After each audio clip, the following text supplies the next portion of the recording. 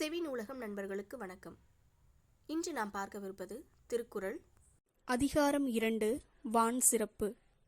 குறள் 11.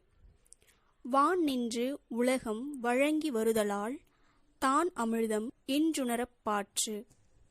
வான் நின்று உலகம் வழங்கி வருதலால் தான் அமிழ்தம் என்றுணரப் பாற்று. விளக்கம்.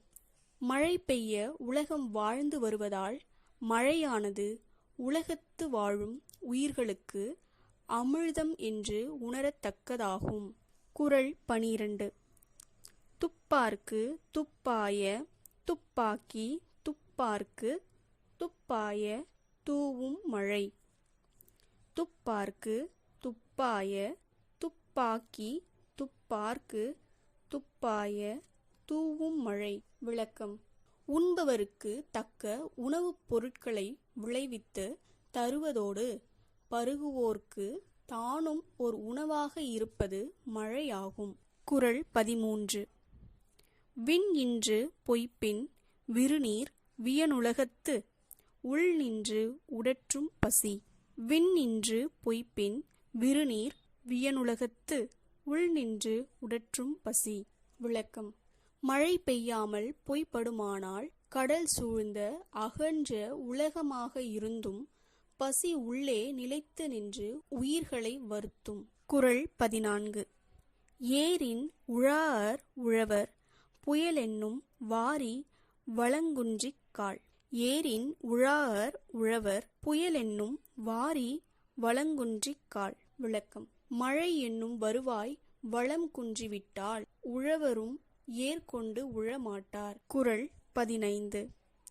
கெடுப்பதுவும் கெட்டார்க்கு சார்வாய் மற்றாங்கே எடுப்பதுவும் எல்லாம் மழை. கொடுப்பதுவும் கெட்டார்க்கு சார்வாய் மற்றாங்கே எடுப்பதுவும் எல்லாம் மழை. விளக்கம். பெய்யாமல் வாழ்வை கெடுக்க வல்லதும் மழை.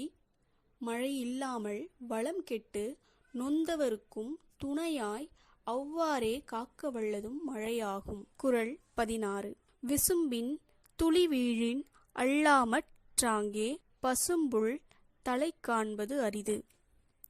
விசும்பின் துளி வீழின் அல்லால் மற்றாங்கே பசும்புல் தலை காண்பது அரிது.